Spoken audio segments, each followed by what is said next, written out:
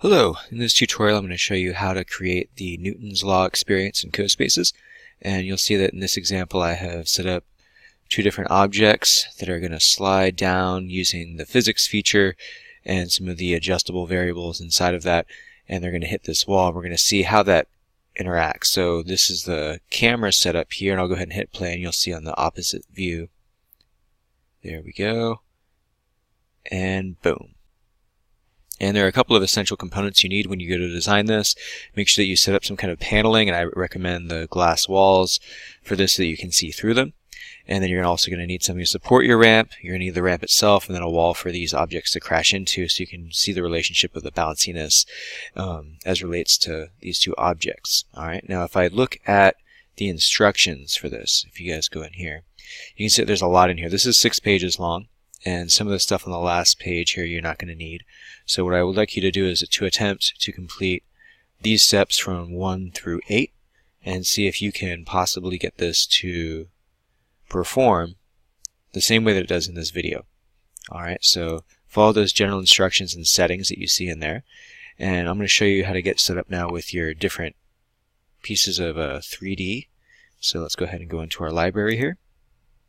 To get these brick walls in here, you're going to go down to Building Materials, and you're going to go over here to a brick wall, and you simply just drag those in. Alright, so if you wanted to rebuild this exact experience, we'll do a side-by-side here. And then once you're inside of here, you can use these to drag around. This will make things thicker, right? Thinner. It'll extend further this way, so if you want to make a longer wall, you can do it just like this. Alright, so this will act as this support piece that goes vertically up to support the ramp. And then we're going to add on the opposite end right over here. And what you can do is if you click on this piece here, do a right click, you can duplicate, and it will make the exact same piece.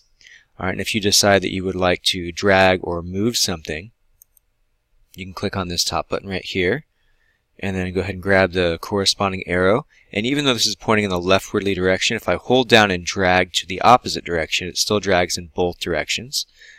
Alright, so now I have a support wall and an ending wall, and I just need to create the ramp now. So you might be wondering, how do I get it to pitch at that angle?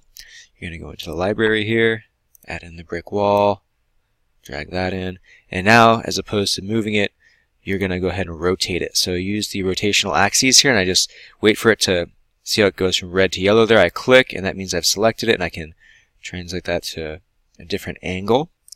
Alright, and I'm going to click on this again, and now we're going to go ahead and stretch that out a little bit. Just uncheck that.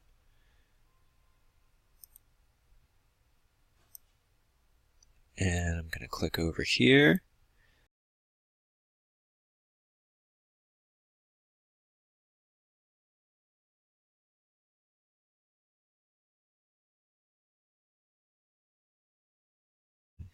Drag that up a little bit. Cool. So now I have the basic elements in there. I just need to add on some support rails. Let's drag that a little bit closer. So what I could do is I could copy these over, but I want to show you where those exist. So you can go ahead and go to the glass wall here. You're going to drag that in. You're going to rotate that. Turn that 90 degrees. Oh. And yeah, you do have to kind of get a feel for this feature. There we go. And we're going to move that back this way. Let's get a little bit closer. I'm using the mouse wheel to scroll in like that.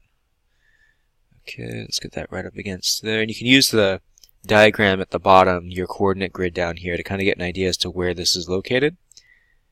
Okay, and I recommend if you are unsure, you can always kind of put it inside of the brick wall. It actually tends to work out just fine. Let's go ahead and get this so that's up against that side. Uncheck that and then check that mode. Drag that over. And just like we did before, we're going to go ahead and duplicate that. Right click, duplicate, and then we'll just drag that one over this way to the opposite side. Let's get a better view. Okay, we can see that needs to come just a little bit further over. Good. It looks like some of my pieces here are not quite lining up, so you're going to have to do some work here to make sure things line up appropriately. So this is way too big.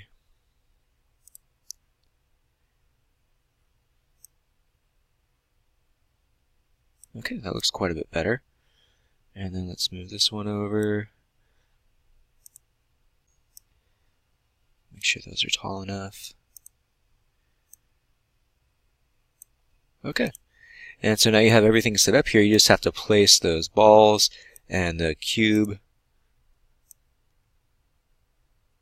There we go. So we're going to go into the library now. We're going to go to Building 3-Dimensional. And you can scroll over here to find the different pieces you need in an ellipsoid. Let's drag that in. And you can go ahead and place that anywhere for right now. And then we're also going to drag in the cube. And now that I have my 3D objects in here, I'm going to go ahead and right click on these and just kind of change some color, add material textures, whatever you like, to kind of customize everything. Okay. Same with this one, right click, material.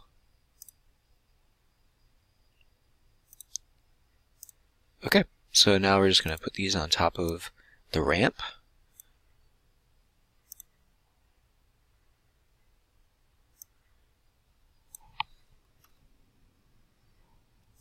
Let's undo that. Sorry, I clicked on the wrong one there. Try that again. I'm going to translate that to go up and in. Too far. Drop that down a little bit.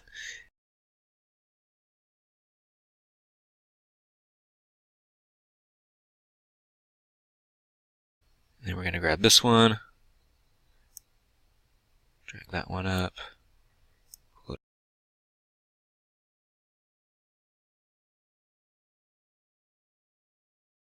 And then we just have to rotate this.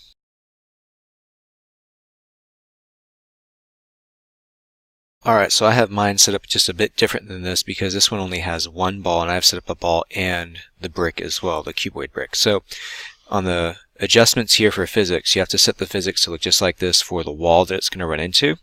So the brick wall has to be set up like this with the physics on, precise collision set static, and then for the ball and also for the cuboid, you're going to have to set the physics on, but not set the static. And then you're also going to adjust the bounciness and friction to these variables here and make sure you have the mass set appropriately. So I'm going to set those up in CoSpaces now. Let's go ahead and right click.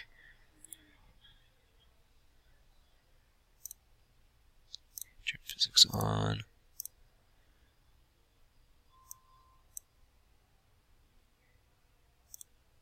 Not set static. And you can approximate these and kind of play around with these variables just a little bit to see how it interacts. And now I'm going to do the same thing for the sphere. And then we're going to adjust the brick wall here. Physics on, and then we are going to set that to static. So that'll make it a solid piece of material that can't be ran through. Also make sure that you set the ramp the same way.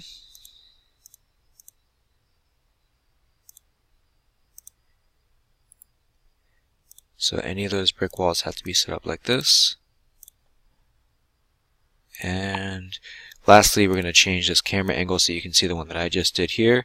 And this camera angle will allow us to see what's happening on the new version that we just created. Let's hit play.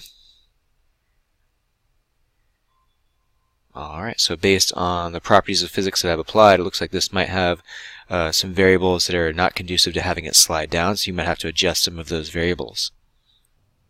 Alright, so the key here is to play around with the different variables in here to see if you can get it to interact in different ways. Maybe in some cases the bounciness of one or the other, or the friction associated with those properties might impact or influence the way that it's performing. And you can see what the difference is between those as they relate to physical science. Alright, so if you have any questions, feel free to email me, but this should give you a pretty good idea of how to complete the Newton's Law.